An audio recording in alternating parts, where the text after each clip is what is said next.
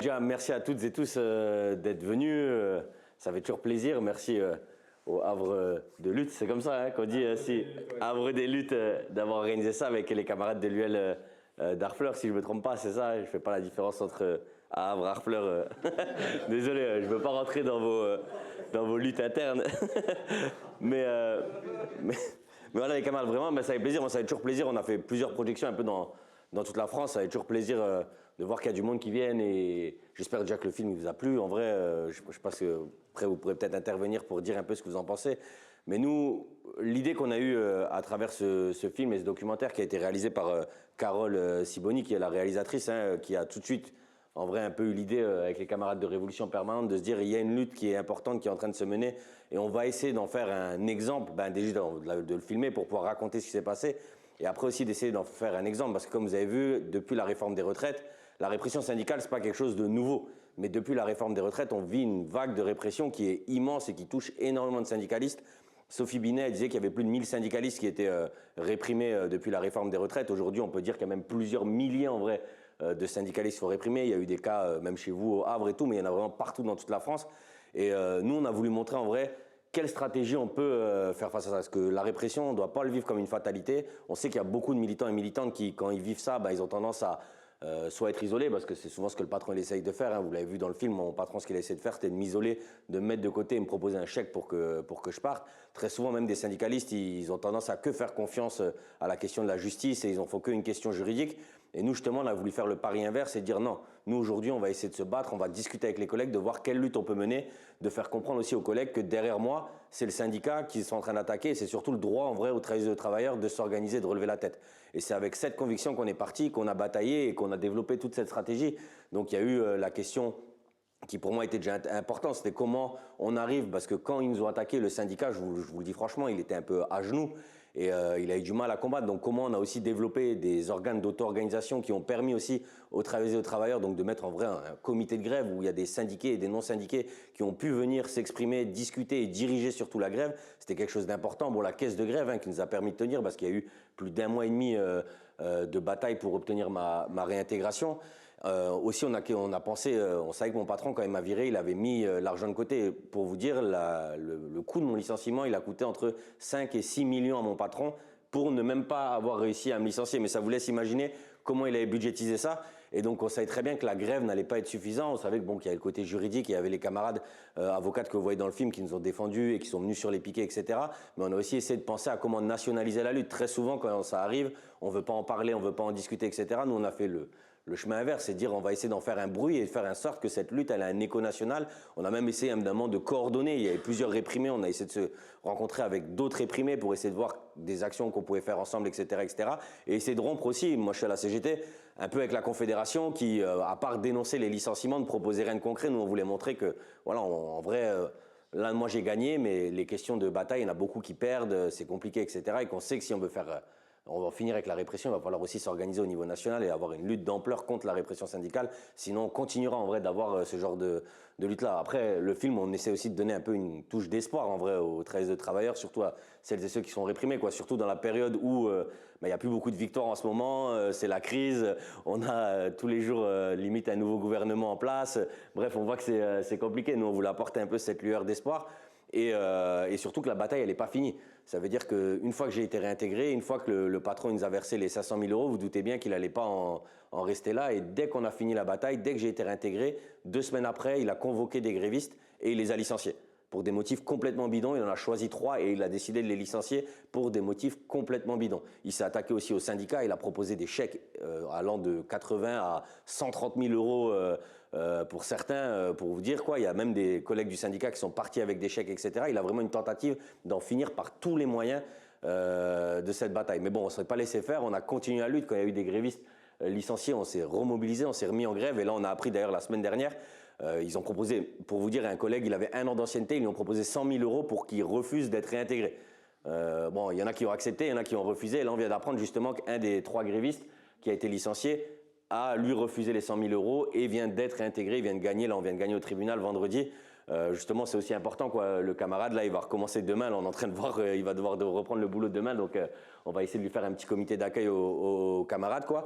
Mais ça montre aussi que la répression, ça continue et que s'il n'y a pas un mouvement d'ampleur pour en finir, le patron, il va continuer. Et à un bout d'un moment, nous, ce qu'on comprend à l'usine, c'est qu'à un bout d'un moment, ça va être soit le patron, soit nous, quoi. Parce qu'il continue, il lâche pas, il veut en finir. Il va en finir avec les CSE. On a un CSE dans chaque établissement, vu qu'on est un peu présent dans toute la France. Il veut mettre un CSE unique en place pour essayer de faire en sorte de passer de 50 élus au niveau national à 17 élus. Je vous laisse un peu imaginer l'ampleur. On a déjà connu, je sais qu'il y a beaucoup de syndicalistes là, quand on est passé des CEDP au CSE, c'était déjà le bordel. Mais alors là, imaginez-vous les tentatives qu'ils font. Ils sont en train d'essayer de repousser au maximum les élections pour faire en sorte de créer des listes à côté. Bref, on voit que c'est le bordel, etc. Et nous, là, en ce moment, les tâches qu'on fait avec la réintégration des camarades, c'est aussi surtout de voir comment on va repartir sur de bonnes bases avec notre syndicat et de créer un syndicat qui soit justement le plus démocratique possible et le plus combatif possible. Parce que même si le patron il a réussi à acheter quelques-uns des collègues, on a, bon, faut pas que le patron, voilà, je vais pas donner les noms des collègues, mais on est déjà en train de monter une nouvelle liste importante et surtout qu'il y a même une vingtaine de camarades qui ont pris des cartes pour se syndiquer au syndicat, pour mener une bataille, pour aller affronter le patron et aller maintenant arracher des augmentations de salaire, etc., etc., quoi. Donc vraiment, nous, à travers ce film, c'est ce qu'on a voulu montrer. Désolé, j'ai fait un peu long et j'ai un peu raconté toute la vie, mais c'est pour vous dire que vraiment, la lutte, elle n'est pas finie dans l'usine, elle continue encore aujourd'hui. C'est vraiment une bataille de terrain, quoi. Et il y a un collègue avant, pendant le film, il me disait, ouais, mais c'est ton patron qui t'a radicalisé. Mais oui, c'est ça. C'est-à-dire qu'aujourd'hui, moi, je peux que remercier mon patron. C'est lui qui nous a vraiment, il a formé une base solide à l'usine de collègues qui, voilà, on la rage contre le patron, qui veulent en découdre maintenant avec le patron et qui en ont marre de subir. Et c'est vrai que c'est avec les batailles-là qu'on a réussi à essayer de faire ça. Après, on a vu, même on a profité pendant la grève d'essayer de discuter un peu de toutes les questions, quoi. Ma lutte, elle s'est passée pendant la dissolution de l'Assemblée nationale. Il y a l'extrême droite et moi, le député, il est passé au premier tour. On s'est rendu compte qu'on avait beaucoup de collègues, par exemple, qui votaient pour l'extrême droite. Et même dans le comité de grève, c'est-à-dire qu'il y a des collègues qui étaient dans le comité de grève en train de discuter de ma réintégration, de la lutte qu'on est en train de mener. Et quand tu discutais 5 minutes après avec eux, ils disaient qu'il allait voter Bardella ou qu'il allait voter pour Marine Le Pen. C'était quand même assez ouf. Et on s'est dit, on ne va pas esquiver ces questions-là et pour soi-disant l'unité de la lutte, on ne va pas parler de ces questions-là. Au contraire, on a fait le pari inverse. On a posé ces questions-là, on a débattu de ces questions-là. Et ça a permis aussi de convaincre à nos collègues que l'extrême droite, ce n'était pas un choix et que ce n'était pas nos alliés, quoi, l'extrême droite, qu'ils avaient la même politique anti-ouvrière que Macron et que tous ces gouvernements bourgeois. Et grâce à ça, on a même réussi à faire reculer, je le dis dans la vidéo, mais un collègue carrément, il votait Bardella, il est venu à la Pride avec nous faire un cortège avec les collègues. Donc ça montre quand même que toutes ces batailles, ça permet aussi de faire avancer la conscience de classe à nos collègues. Donc je ne sais pas si vous voulez peut-être qu'on puisse démarrer sur, si vous avez des questions, dire ce que vous avez pensé peut-être du film, nous faire un peu vos retours, surtout au Havre, c'est quand même un bastion ouvrier. Moi, c'est vrai que j'ai fait le tour, on m'a fait visiter un peu, j'étais un peu impressionné. Déjà nous, la Moselle, c'est encore un peu industrialisé, mais ça n'a rien à voir à côté de chez vous, quoi. Notre port, il est tout petit à côté du vôtre.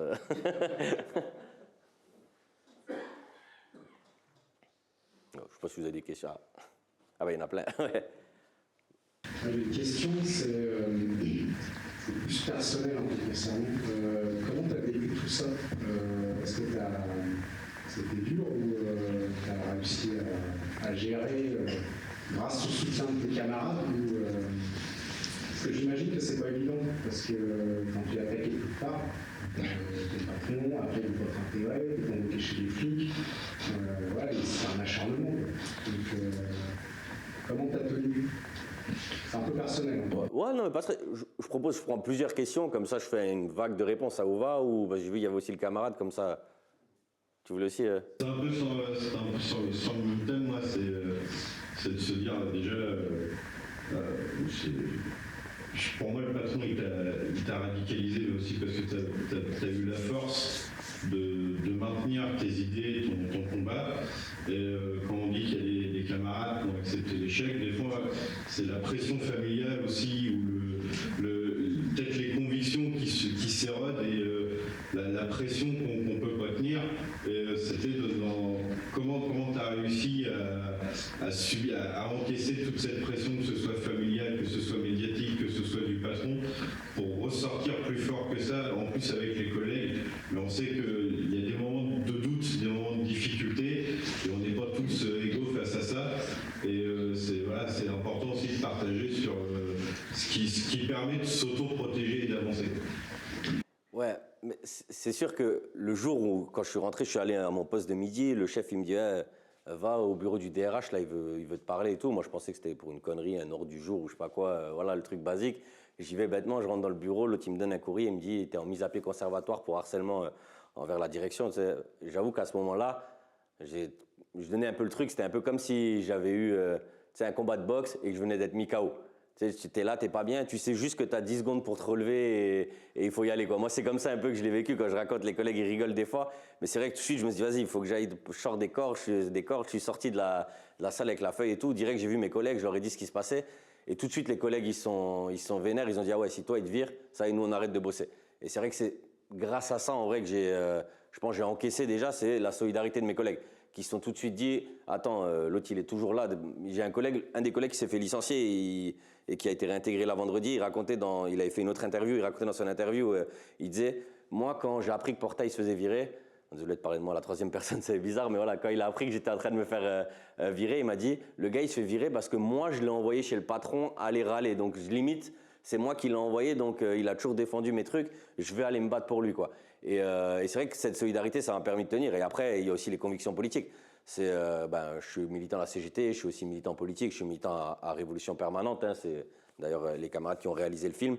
Mais c'est aussi ça, tu as une conviction politique derrière, c'est que tu sais de toute façon qu'en tant que militant, dans l'usine, le patron, il va tout le temps s'acharner contre toi et que le seul moyen d'en finir, de toute façon, c'est changer de société. Donc là, je fais un peu les gros, les gros titres, les grandes phrases, mais c'est de se dire voilà, qu'effectivement, on sait que c'est dur, on sait que la lutte, c'est dur, mais quand ça paye, c'est magnifique et ça crée des collègues qui sont reboostés, remotivés. Et ça crée, les moments de lutte, c'est magnifique, mais il y a des moments difficiles. Et effectivement, c'est la solidarité des camarades qui m'a fait tenir, quoi. Il y a des moments où c'est dur, hein, je vais pas te cacher, mais voilà, quoi. Même dans la famille, moi j'ai ma mère, vous voyez dans le film, elle a des problèmes de santé, etc. Elle vit chez moi, je m'en occupe et tout. C'est toujours compliqué, mais c'est la solidarité qui fait tenir, quoi. Je pense, voilà, moi c'est le meilleur truc qui m'a fait tenir, quoi. Clément, c'est j'étais Siemens Gamesa du coup. Félicitations franchement pour votre combat parce que c'est exemplaire, je l'ai suivi de très loin en regardant un peu les articles de RP, etc. Et franchement, mais belle leçon de lutte de classe, clairement. Et moi, c'était plus des questions sur l'interpellation des directions syndicales au style national, c'est-à-dire que vous avez médiatisé ta lutte, la lutte des Néo-Zères, et quel était le mouvement de direction syndicale style national, tu vois, je sais pas, tu vois, genre... Là, ton combat, vous avez gagné, vous avez l'intelligence de faire le lien entre le juridique et la lutte de classe et élémentaire. Tu vois, je pense sur certaines répressions, t'en as, comme tu dis, que sur juridique. Donc en fait, tu fais ça, tu te tires une balle dans le pied, c'est mon point de vue, clairement. L'État bourgeois, du mal à croire que voilà, ça va bien se passer pour toi. Et concrètement, l'épisode que vous avez vécu, il est intense, il est révélateur, donc voilà, la classe ouverte quand t'as filmé, ça peut donner ça. Et concrètement, ce qui manque à l'heure actuelle, c'est vraiment la généralisation de ça à l'échelle nationale, tu vois. Enfin, c'est facile de faire comme tu dis, des constats, de dire ouais, il y a des attaques partout contre les militants syndicaux, etc. Mais nationalement, qu'est-ce qu'on fait en fait? C'est facile de dénoncer, tout le monde est capable de le dénoncer, mais quand est-ce qu'on se met à se battre et à combattre? En fait, c'est ça qui m'interpelle, c'est de savoir un peu si, je sais pas, est-ce que tu as une discussion avec Sophie Binet, par exemple, tu vois? Je rigole toujours, je dis Sophie Binet m'a même pas envoyé un message, elle m'a même pas fait un petit coup de fil pour me dire bravo, t'as gagné. Parce que surtout qu'elle revendique la camarade à la fête de l'UMA. Elle revendique, j'étais au débat et elle dit voilà, elle parle au patron du MEDEF. Bon, déjà, ça m'a vénère qu'on s'assoit à la table du MEDEF et qu'on discute avec eux, mais bon, bref, mais elle lui met ça dans la gueule et elle lui dit voilà, la répression, c'est quelque chose qu'on vit et tout et tout. Et elle cite le cas, elle me cite mon nom, elle dit voilà, mais il y a Christian Porta, mais le cas de Christian Porta, c'est un cas unique, quoi. C'est vrai que j'ai pas entendu d'autres syndicalistes qui sont rentrés dans la boîte, qui ont eu 500 000 euros, ou t'as 500 000 euros et t'es plus dans la boîte, ou t'es dans la boîte et t'as rien. Nous, on a réussi à avoir les deux. Voilà, c'est quand même pas mal, quoi. Mais c'est vrai qu'il y a ces problèmes-là. C'est-à-dire que nous, on a tout de suite interpellé les directions syndicales en disant on ne peut pas laisser. Moi, je suis secrétaire du L, je suis membre de la commission exécutive de l'UD, c'est-à-dire que je participe à la vie de la CGT et je donne mon temps et ma vie à la CGT. Je pense que c'est le seul outil qu'on a pour s'organiser dans les boîtes, c'est ton syndicat. Si tu veux des augmentations de salaire, si tu n'as pas de syndicat, c'est pas vrai, tu ne pourras pas avoir d'augmentation de salaire, etc. Donc, il y a une importance de renforcer aujourd'hui les syndicats, mais ça a été compliqué à plein de niveaux. Au niveau de l'UL, c'était, voilà, les camarades, ils ont été là, ils se sont mobilisés, les camarades de toutes les boîtes, on a eu un soutien important. Au niveau de l'union départementale, c'était déjà des fois compliqué à mobiliser parce que je suis militant politique et donc il y a des affects politiques entre voilà, d'autres organisations, donc c'est déjà un peu un problème. Mais au niveau confédéral, tu as un souci. Déjà, la répression, elle vient d'où? La répression, si aujourd'hui le patron il réprime de manière aussi délibérée, c'est parce qu'on a perdu la réforme des retraites et qu'il en profite. Il a vu, personne pensait qu'en 2023, il y allait avoir 3 millions de personnes dans les rues, que ça allait être des grèves partout, etc. Je sais qu'au Havre, il y a eu des blocages partout, etc. Mais il y a eu ça dans toute la France, quoi. Et la réalité, c'est que c'est parce qu'on a perdu la réforme des retraites et qu'aujourd'hui, on ne tire pas les bilans. Mais moi, je ne suis pas d'accord avec les bilans qu'à la Confédération entière. C'est pas vrai que les salariés ne sont pas mis assez en grève, c'est pas vrai que Macron il est trop énervé. Moi je pars du principe que c'est notre stratégie qui a été nulle. C'est-à-dire de partir en grève saute-mouton pour moi tous les jours. On sait que ça ne marche pas. Ça fait depuis, je sais plus, 95, depuis Bernard Thibault pour les plus anciens, voilà. La grève saute-mouton, ça n'a jamais marché, ça ne marchait pas.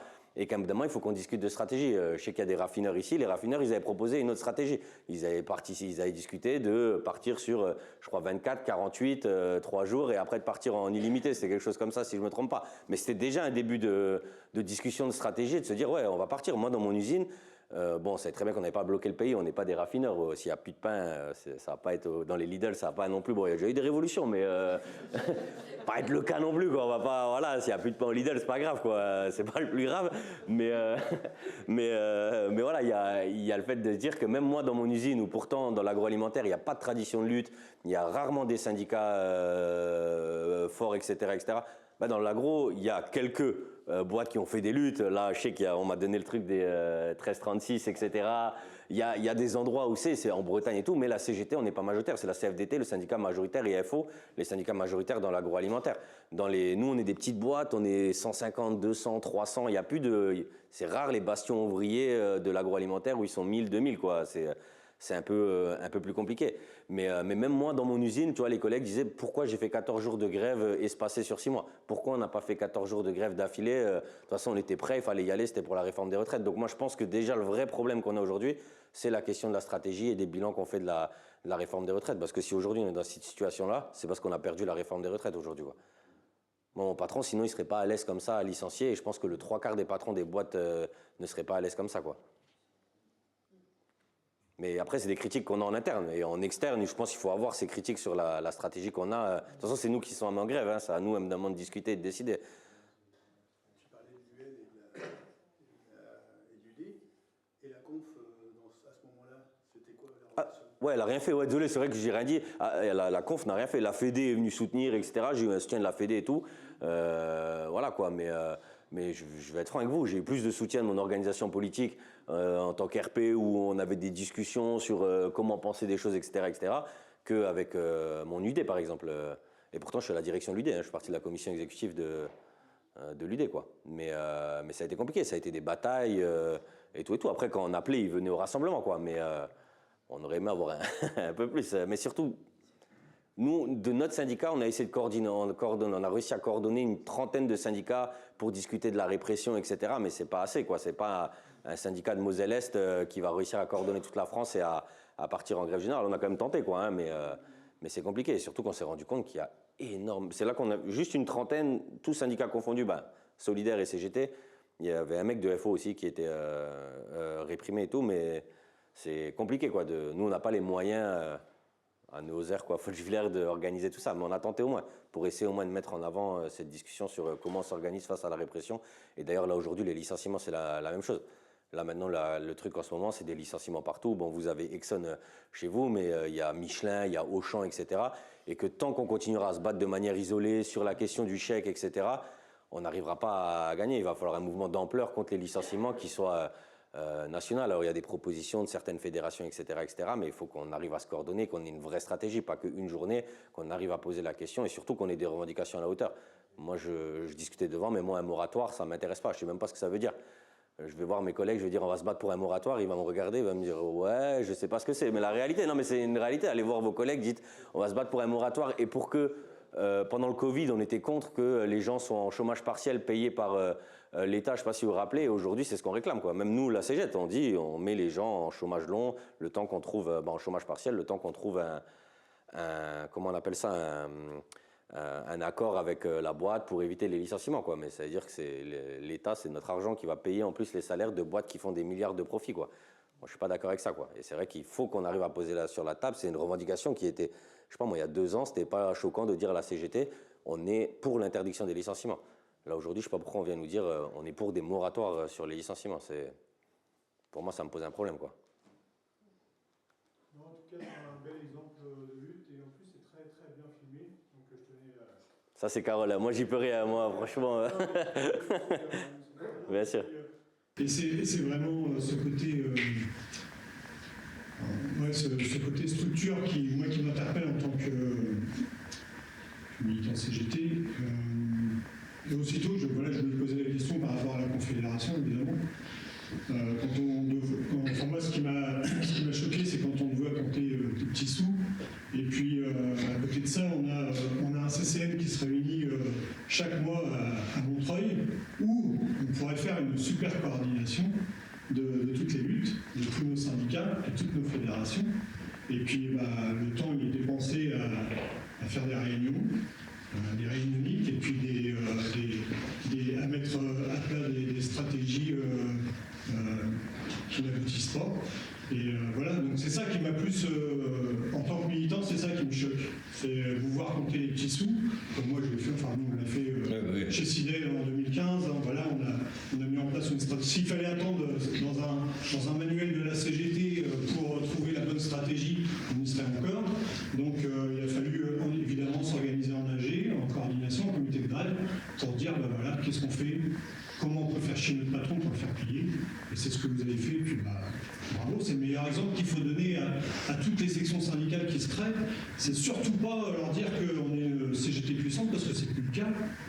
Au niveau confédéral, on n'est plus du tout un syndicat puissant. C'est par contre, on a des élus qui sont puissants. Ils n'ont pas le pouvoir, mais ils sont puissants.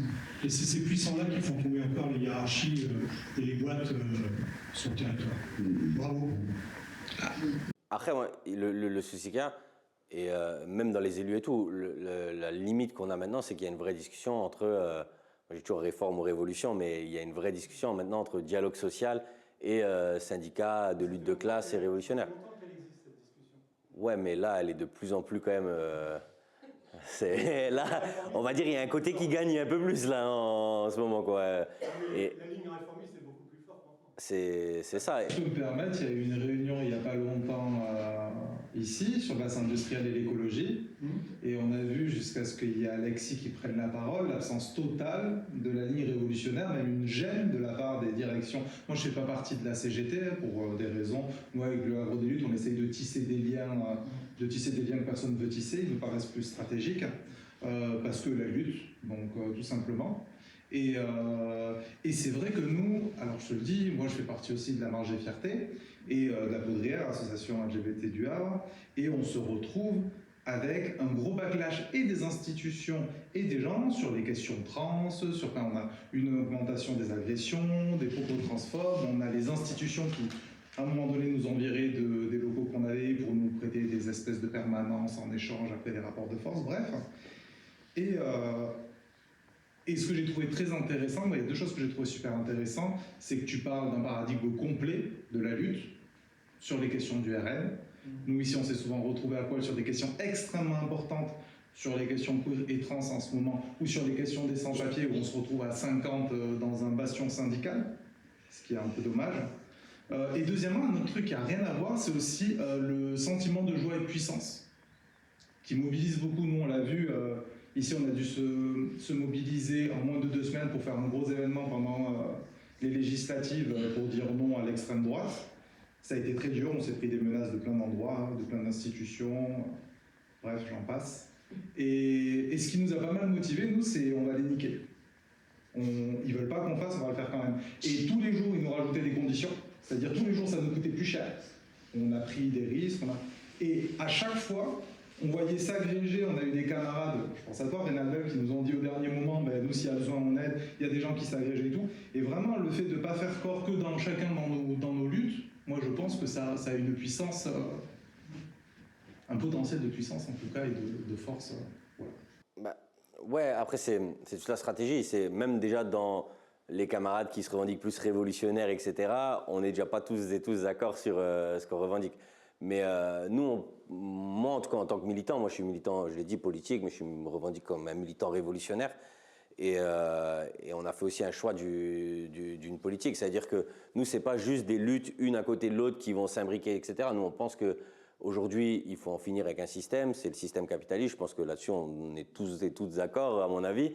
Voilà, certains pensent qu'on peut le réformer ou voilà, etc. Moi, je pense qu'on ne peut pas le réformer. Hein. Je pense qu'il faut le renverser et que pour ça, ben, la seule classe qui peut le faire, c'est la classe ouvrière, c'est les travailleuses et les travailleurs au sens large du terme. Mais déjà pour ça, il faut qu'elle soit capable d'avoir une classe qui est unie, parce que notre classe, elle est divisée, que ce soit sur les questions de racisme, sur les questions LGBT-phobes, etc. Et donc nous, on pense que la classe ouvrière, elle doit avoir un programme qui unifie notre classe. Ça veut dire, il y en a ceux qui vont te dire non, on va laisser de côté ça parce que ça divise et on va rester sur des revendications purement économicistes et voilà. Ou il y a celles et ceux comme moi qui font le pari de dire ben non, nous au contraire, on va essayer d'avoir des revendications qui soient capables de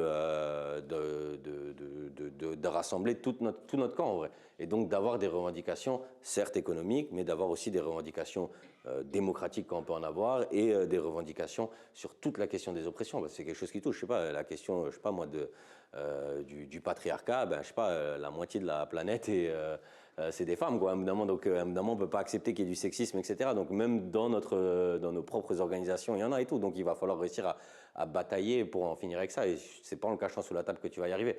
Et du coup, ça nous permet, dans le film, ben voilà, on fait un cortège à la Pride avec plein d'assos LGBT où on arrive à faire un cortège ensemble. Et ces mêmes assos, elles ont... et ces mêmes militants et militantes, ils ont fait des caisses de grève pendant des manifs, ils nous ont fait des affiches, des pancartes qu'ils ont revendues et que ça a rapporté de l'oseille pour la caisse de grève. Bref, on a réussi à avoir tout un truc là et ça permet d'ouvrir le débat à l'usine. Sur la question trans, nous, on avait profité en plus, il y avait la riposte des syndicalistes, il y avait la riposte des militants de la Palestine, il y avait la répression, je veux dire, sur aussi les personnes trans. À ce moment même, là, il y avait la droite et l'extrême droite qui essayaient de passer une loi sur les thérapies de reconversion, je sais plus c'était quoi un truc, c'était la riposte trans, quoi. C'était une manif, ou en tout cas s'attaquer aux droits des personnes trans. Et du coup, on a profité de ça, dire nous, vous êtes réprimés, on est réprimés. Il y avait les écolos qui étaient réprimés. On a essayé aussi de tisser des liens avec eux en disant on est en train de vivre une répression et la répression, elle est ici, en vrai, du même système, quoi. Et que si on va en finir, on a intérêt à être ensemble avec un programme et une stratégie qui soit claire, quoi. C'est ce qu'on a essayé de proposer aux organisations et c'est ce qu'on a réussi à fédérer, en tout cas, voilà, avec des hauts et des bas. Hein, parce que ça a été dur de convaincre mes collègues d'aller dans une manif, dans une Pride. Parce que voilà, les collègues, ils ont aussi des a priori, ils ont aussi ils sont traversés par des idées réactionnaires, etc. Mais ça a même été compliqué d'aller expliquer à des camarades à la Pride, parce que souvent on parle que d'un côté, mais même de l'autre côté, ça a été compliqué parce que je suis venu avec une banderole à la Pride où il y avait écrit Christian Porta. Ils se sont dit pourquoi on va mettre une banderole avec écrit Christian Porta, un mec cis hétéro, dans la manif, alors qu'on est là, jour des fiertés, c'est le seul jour où on parle de nous. Ça a été compliqué de discuter aussi de ça, mais au final ça s'est fait. Et le cortège en plus il était magnifique, il était ultra impressionnant. Il y avait plus de 500 personnes dans le cortège. C'était pour Metz, c'est énorme. Je sais pas pour le Havre, mais pour nous, juste notre cortège, c'était énorme, quoi. On n'avait jamais fait ça avant, quoi. Mais Nous, on fait 3000, on va essayer de faire plus la prochaine fois. mais ouais, mais c'est. Non, mais oui, mais en plus, je suis d'accord avec toi, le débat il est difficile des deux côtés. Nous ça va faire 2-3 ans que les camarades, enfin je dis nous, moi je suis celui qui travaille le moins, je suis beaucoup avec des luttes, donc c'est les camarades qui font plus ça. Mais oui, la politisation, elle est des deux côtés. Et de tous les côtés, la conscience, il faut qu'elle soit... Mais moi, franchement, ça fait partie des choses que j'ai trouvées importantes. Et ouais, sur la joie aussi, quand on voit, c'est le moment le plus satisfaisant quand on voit avec les contrats devant les cadres. C'est moi ce que je dis, le sentiment de puissance, il est vraiment important, je pense. Que nos dignités se renourrissent de temps en temps. C'est vrai qu'on aime bien vanner notre direction. Mais c'est un peu les moments, là, quand t'es un peu heureux, tu galères pendant 3 mois, t'as la satisfaction, j'étais un peu... Surtout de voir leur gueule. Ouais. Et c'était même marrant, il y avait France 3 qui a fait l'anecdote, parce que là c'est nos images à nous, mais France 3 aussi a filmé la scène, on me voit vraiment de face au patron, je suis comme ça, on en a fait un mème et tout, mais c'est vrai que même France 3 est rentrée dans le jeu, elle nous a suivis dans notre délire, mais voilà, mais dis-vous que ça faisait 3 mois on bataillait, j'étais tout heureux, on venait de gagner enfin, les collègues, plus personne n'y croyait, j'arrive devant l'usine, je lui mets le truc, et lui il me remet un papier en me disant non, t'es relicencié quoi, toi t'es là en mode vas-y. Bon, du coup, ça a radicalisé tout le monde. On est ressorti. Avant, on faisait des débrayages. Après, on est sorti en grève reconductible, quoi. Mais ça a permis aussi de mettre un coup de puissance, quoi. Mais après, ouais, il y a une vraie discussion sur la question de quel syndicalisme on défend, quoi. Moi, je défends un syndicalisme révolutionnaire et je pense, je sais qu'il y a des camarades ici que je connais un peu, j'ai peu discuté, je sais que c'est la même chose, mais il va falloir qu'on arrive à batailler. Et moi, je pense qu'aussi le syndicalisme, il peut avoir une limite, quoi. Et c'est pour ça que je suis aussi militant politique là-dedans. C'est-à-dire que moi, je me suis rendu compte que si je veux en finir avec l'exploitation, si je veux en finir avec ce monde qui m'exploite et qui nous opprime et tout, il va falloir le renverser. Et pour ça, il va falloir quelque chose qui arrive à agglutiner l'ensemble de notre camp et même de capable de parler à, je sais pas moi, par exemple, on essaie de s'adresser aux petits paysans qui font peut-être pas partie de notre classe sociale et je me suis déjà retrouvé à discuter avec la Confédération paysanne qui est pourtant un syndicat patronal en quelque sorte, hein, mais avec qui on arrive à avoir des discussions et moi, mon patron, il exploite un agriculteur sur deux en France et il y a des petits agriculteurs qui travaillent pour des coopératives qui galèrent tous les jours et que mon patron, lui, il lui achète son blé au prix le plus bas et il va le stocker dans des silos sur les ports, notamment à Rouen, à Metz, etc. Et il va les laisser, il va faire du trading dessus et ça va faire monter et d'un côté les prix, mais lui, il va se faire plein de thunes dessus, quoi.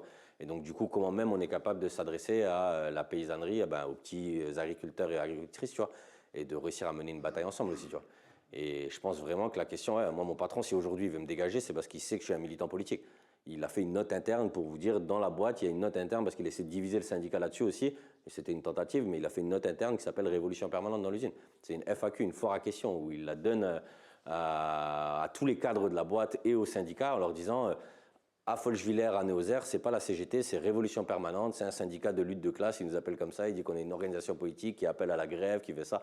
La note est tellement bien faite, qu'il nous a tellement bien décrit que je pourrais pas faire mieux limite, quoi, mais sauf que c'est pas vrai, quoi. Il y a un militant de Révolution permanente dans l'usine, quoi. Mais sinon, c'est bien un syndicat CGT qui est là et qui bataille. Mais mon patron, s'il s'attaque à moi, c'est qu'il y a une raison aussi. C'est qu'il sait que, vous voyez, moi, mon patron, je vais chez lui, je lui demande 500, 1 million d'euros. Je peux vous dire, il me les donne et il me dit, allez, casse-toi, quoi.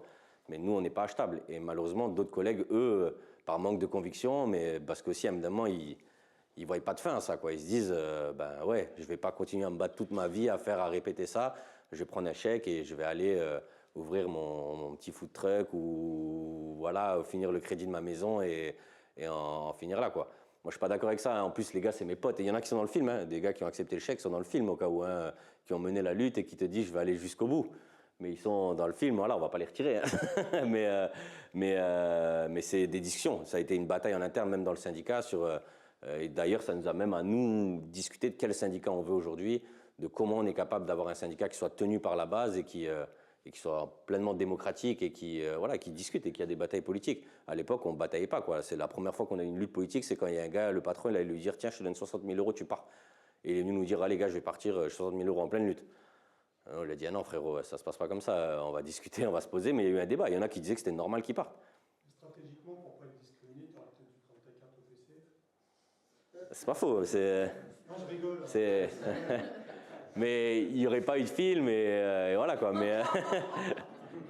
non, mais ouais. Mais j'aurais fait un barbecue avec... comment il s'appelle Roussel et tout, ça aurait été pas mal, mais... Non, après, j'ai rien. En vrai, en plus, je critique ça. Moi, je suis végétarien, ça craint un peu, mais je critique ça. Mais j'ai des militants du PC qui sont chez nous et qui sont venus à la lutte. Tu vois, moi, dans mon UL, par exemple, la moitié, ils sont au PC et pourtant, ils ont été à fond derrière, etc. C'est aussi les militants derrière, il y en a qui ont encore la lutte de classe et heureusement, d'ailleurs, au corps. Après, on peut discuter des désaccords politiques qu'on a, quoi. Mais malheureusement, voilà, il y en a après d'autres. Voilà, vous connaissez, je pense mieux que moi. Je sais qu'au Havre, vous avez pu avoir des mêmes soucis que nous, quoi, mais si peu. J'avais encore une question. Il y a eu un moment fort dans le film où vous passez des actions que vous faites à un blocage de la chaîne et où vous discutez entre vous de comment faire, de le mettre en place. Et on voit bien les salariés qui disent surtout tu prépares pas le chantier pour ton collègue parce que le but c'est de revenir et d'être dans la merde pour perdre du temps, leur faire perdre de l'argent. Et tu vois bien le regard du salarié qui comprend l'action, de dire il faut qu'on arrête la chaîne, mais le fait de laisser de la merde à son collègue qui bute là-dessus parce qu'il y a quand même une conscience et une envie de bien faire et de connaissance du métier, de dire voilà, je sais que c'est dur, je ne vais pas laisser ça à mon collègue. Et on voit bien la difficulté des salariés de se mettre dedans, et souvent dans ce type d'action, la direction joue là-dessus, de dire de toute façon ils vont pas le faire parce qu'ils sont tellement solidaires entre eux que au bout d'un moment ils vont lâcher parce qu'ils veulent pas se monter les uns contre les autres ou dire maintenant je suis dégueulasse avec mon collègue. Donc il y a ce côté-là qui est fort. Et le deuxième, c'est, je ne me rappelle plus, mais vous avez un fort taux de représentation sur votre site. Il y a eu un électrochoc auprès des salariés, voilà, l'action qui a été faite par la direction contre toi. Une conscience ouvrière qui s'est peut-être éveillée chez chacun. Et du coup, là vous êtes toujours en lutte parce qu'il y a d'autres salariés qui sont attaqués.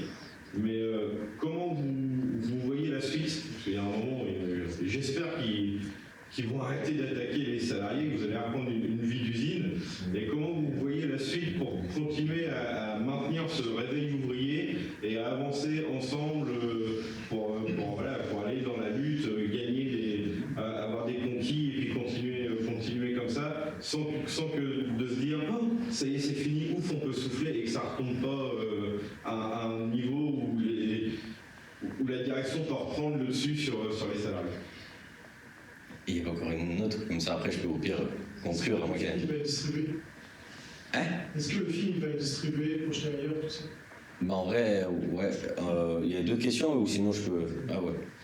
Moi j'avais une question sur la lutte, on va dire, pour convertir les votes RN dans ton syndicat. Est-ce que tu avais une stratégie ou est-ce que tu y allais à l'instinct et est-ce que tu as pour idée, on va dire, de développer ça et de transmettre, on va dire, ton savoir et ton expérience sur ça, en particulier, je veux dire, à d'autres personnes et d'autres collègues ou d'autres camarades de la CGT ou d'ailleurs en France. Ah ouais, alors pour la projection du film, en vrai, le film, faut juste contacter. Il y a une adresse, ouais, j'ai plus l'adresse mail, mais c'est s'il touche à l'un d'entre nous, mais j'ai plus l'adresse mail, etc. Mais si vous allez sur RP, mais voilà, voilà. Et merci les camarades. Mais du coup, l'idée de ce film, c'est en vrai que ce soit un outil pour toutes et tous et que vous puissiez le projeter dans votre boîte, dans votre syndicat, partout. Et de toute façon, il va être mis en accès libre. Je ne sais pas encore quand, mais bientôt, il sera mis sur les plateformes. Gratuitement pour que voilà, il puisse tourner au maximum et qu'il soit suivi. Nous, l'intérêt beaucoup, c'est qu'on l'a pas sorti tout de suite en se disant on veut faire des projections et partout on peut susciter du débat et discuter de stratégie, de tout ça quoi. Donc c'est un peu l'intérêt quoi. Mais il va être bientôt mis et si maintenant vous voulez organiser une projection, peu importe où dans votre syndicat, peu importe voilà, dans votre fac, je dis n'importe, ben c'est vraiment en libre accès quoi. Vous nous contactez, on vous envoie tout et vous pouvez le faire. Et si on a même des personnes dispo, on peut vous en envoyer des fois pour débattre, mais c'est un peu plus compliqué, surtout avec la situation dans la boîte. La direction, il va bientôt avoir des élections, donc on se concentre beaucoup aussi sur l'usine en ce moment quoi. Avec la lutte, elle se finit pas. Nous, on pensait vraiment qu'on a gagné, on allait pouvoir faire la tournée, humilier mon patron avec un film. Ah, il n'a pas été, voilà, il est pas bon joueur, vous avez vu quoi. Il est pas très fair-play, il a relicencié d'autres collègues, donc on a dû rebatailler, etc. Il nous montre que ça finit pas et en même temps, ça me permet de faire les liens avec les deux autres questions, mais déjà, sur la question de l'extrême droite et sur comment y batailler et tout, il y a plusieurs stratégies qui existent. Tu as ceux qui vont dire ça n'existe pas, on ne va pas en parler parce que ça va diviser, parce qu'ils ne vont pas voter pour moi, parce que si maintenant je vais trop parler du RN, ils ne vont pas voter pour moi, etc. aux prochaines élections. Il y a ceux qui disent voilà, ça n'existe pas. Il y a ceux qui disent je leur parle plus. Tu vois, ces derniers temps, il y a un peu soit Mélenchon, soit Ruffin. Là, pour des stratégies politiques, tu vois, il y a Ruffin, il te dit on fait comme si ça n'existait pas et on va que parler de la question du travail. Et Mélenchon, il te dit, moi, je parle plus maintenant à ceux qui votent l'extrême droite. Voilà, c'est un peu les deux trucs. Nous, on essaye de discuter d'une troisième voie, de se dire non, au contraire, il va falloir qu'on y aille ensemble, qu'on soit unis. Et pour ça, tu as plusieurs techniques. Tu vois, par exemple, sur la question de la loi immigration, quand mes collègues, moi, je me rappelle, ils étaient beaucoup été pour. Je sais qu'on discutait dans l'usine, dans la salle de pause, le truc, ils disaient, l'immigration, il y en a trop, là, là. Le trois quarts, nous, on est tous issus de l'immigration en Moselle. On est tous, moi je suis l'immigration polonaise, espagnole, mais tu vois, pour venir travailler dans les mines, on est tous issus de la deuxième génération ou troisième génération d'immigration. On est tous soit marocains, soit algériens, soit polonais, soit espagnols ou italiens. Quoi. Vraiment, tu viens chez nous, on est tous issus de l'immigration et pourtant les gens ils vont dire je vais voter RN. Regarde, le RN il est au premier tour, il passe chez moi, etc. Chez les élections des députés. Quoi. Au premier tour il est passé le mec et tout. Donc c'est un délire, quoi. Il y a même des terres, c'était un peu communiste à l'époque, le haut de la Moselle et tout, c'était communiste. Donc nous, on a pris le pari de déjà débattre, tu vois, de dire, voilà, regarde, la loi immigration, ça a un impact réel sur tes collègues. Tu vois, il y a des collègues qui ont un titre de séjour aujourd'hui, qui ont un récépissé, qui n'ont même pas un titre de séjour, qui ont un récépissé et tout. Et là, avec la loi immigration, ça lui nique sa situation. Ça fait que le mec, il peut même pas pouvoir bosser tranquillement, il peut même pas nourrir sa famille, etc. Et tu vois, on discute avec eux, on discute de les collègues, tout le monde reconnaît leur histoire. Tu vois, on sait quand il est venu en France, pourquoi il est venu en France, parce qu'il a fui telle guerre, parce qu'il a fui la misère là-bas. Souvent, la misère, c'est qui l'a mis en plus, c'est la France et c'est notre propre État impérialiste, tu vois, qui va foutre la misère là-bas, etc., etc. Donc déjà, ça permet d'ouvrir ces débats-là. Et après, quand ça touche en plus de tes collègues, c'est au lieu de tu vois, juste le syndicaliste, je vais aller voir à la préfecture ou le patron pour qu'il fasse un mot, dire j'ai besoin de lui et tout et tout. Non, c'est que tu en fais un combat avec tes collègues. Tu essayes d'en parler avec tes collègues, tu en fais que ce soit un truc collectif et tes collègues, ils en prennent conscience aussi. Ils te disent ah ouais, la loi immigration, en vrai c'est ça tape mes collègues, en vrai c'est ça la loi immigration. Et tu vois, ça les fait aussi avancer sur la question de la Pride, tu vois, c'est dire vas-y, venez on va à la Pride, venez on discute, venez on pose des sujets tabous. En gros, c'est comment on arrive à donner un peu à faire augmenter la conscience de classe des collègues, quoi. De dire on est tous et tous dans la même merde et en vrai notre ennemi, c'est pas selon ta couleur de peau ou de tes origines ou de ton orientation sexuelle, etc. ou de ton genre, c'est en vrai le patron et qu'en vrai ils essaient de nous diviser, quoi. Et c'est en posant ces discussions-là, en bataillant, en faisant des démonstrations qui arrivent. Désolé, je vois que tu lèves la main depuis avant, mais vas-y. Pour rebondir sur ce que tu disais, tu peux aussi rappeler qu'historiquement, c'était voulu l'immigration. C'était pour faire concurrence aux salariés français en faisant venir des étrangers qui étaient prêts à accepter toutes les conditions de merde et pour péter en fait les ouvriers français. Et après ils ont dit oui c'est la faute des ouvriers, mais c'est eux qui ont organisé leur venue aussi. Et ça il faut le rappeler aussi qu'historiquement c'est le patronat qui a voulu faire ça. Et après au lieu de dire c'est notre faute, c'est eux, regardez tout votre travail. Donc en fait il faut rappeler que à l'origine c'est eux qui ont fait ça.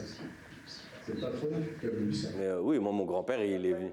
Les gens qui se fait venir, en promettant des meilleures conditions de vie, en disant ah, c'est eux en fait le problème. Mais après, ils tentent de nous diviser, ils tentent de nous faire concurrence. Et des fois, même des organisations, que ce soit syndicales ou politiques, quand on a tendance à trop défendre l'emploi français, etc., on arrive aussi de fait à se mettre en concurrence avec les travailleurs d'autres pays et tout ça. C'est des problèmes aussi que moi, je sais que j'ai déjà vu. Moi, les camarades, pour pas les citer, de la Smart chez nous, quand elle a fermé, ils ont marqué la Smart, c'est chez moi, c'est pas chinois, quoi. Je suis arrivé sur le piquet de grève, je dis ouais les collègues c'est chaud quoi, mais voilà, bon après on a posé la discussion quoi, mais c'était chaud de voir une affiche CGT où il y a écrit la Smart c'est chez moi, c'est pas chinois quoi. Moi j'étais un peu vénère quand je suis arrivé là-dessus, mais on a réussi à débattre et à la fin on a... Hein ? La concurrence des travailleurs. Oui voilà c'est ça, c'est-à-dire que mais même des fois on arrive à se mettre, voilà quoi. Moi la dernière fois j'ai vu le tract on reparlait de Sophie Binet, mais quand on fait un tract on le signe avec le MEDEF pour, je crois c'est les fonderies de Bretagne et tout. Déjà signé avec le MEDEF, c'est un problème, mais en plus le discours qu'on tient dedans pour défendre l'industrie française, trouver de l'argent pour... Waouh, moi ça me... Vraiment, c'est à la limite du chauvinisme. Oui, ben voilà, mais bon, là c'est la conf, quoi. Moi, Sophie Binet, c'est-à-dire qu'elle engage nous-mêmes. Moi, je suis là en mode waouh. Mais c'est des vrais problèmes, et c'est pas discuté en interne. Et dans la boîte, moi, je pense que jamais ça se finira. Moi, je pense pas que... Le moment où ça va se finir, c'est soit ils auront fini avec nous, soit nous, on aura fini avec eux. Mais à un bout d'un moment, la dualité, le contre-pouvoir qu'il y a, ou à moins que nous, on décide d'arrêter, quoi. On dit c'est bon, maintenant on devient un syndicalisme d'accompagnement et voilà. Mais tant que nous, on sera présent et voilà, bon, la conscience de classe, elle va monter, elle va repartir. Tu vois, quand ils ont licencié les 3 collègues, mes collègues voulaient plus faire grève derrière. Ils étaient apeurés. Il y a des gens, ils pleuraient sur ligne dès qu'ils faisaient une petite connerie et tout. Dès qu'ils ont commencé à proposer des 100 000 euros aux salariés qui allaient être réintégrés pour pas qu'ils soient réintégrés, les collègues, ils étaient là en mode oh, moi aussi je veux faire une connerie, je veux mes 100 000 euros. Et là maintenant qu'il est réintégré, les gens ils se disent c'est bon, tu peux plus me virer, tu vois. Ils vont chez le patron, ils disent qu'est-ce que tu vas faire? Tu vas me virer, je vais aller au tribunal, je vais revenir et tu vas me verser de l'argent. Allez, ta gueule, vas-y, je vais là-bas, façon de parler quoi. J'abuse un peu, mais tu vois, il y a à nouveau la confiance qui revient, il y a à nouveau la lutte qui a envie de revenir. Donc tu as ces moments-là. Mais ouais, évidemment, moi je pense que le seul moyen qu'on va réussir à en finir, c'est quand on aura exproprié le patron et qu'on aura nous-mêmes tourné la boîte et qu'on pourra discuter de comment on va nourrir la population. Je pense que c'est le seul moyen d'en finir aujourd'hui, quoi. On n'arrivera jamais à retourner dans une routine, voilà quoi. Je sais pas, mon patron, il a fait un mot comme ça. Et le jour où il m'a licencié, il a fait un mot, il a dit celui-là qui sort en grève, il a qu'à venir me voir, je le dégage. Il avait écrit je l'accompagne vers la sortie, dans les meilleurs délais, etc. etc. Il venait tourner dans l'usine, il disait si on le réintègre, je ferme l'usine.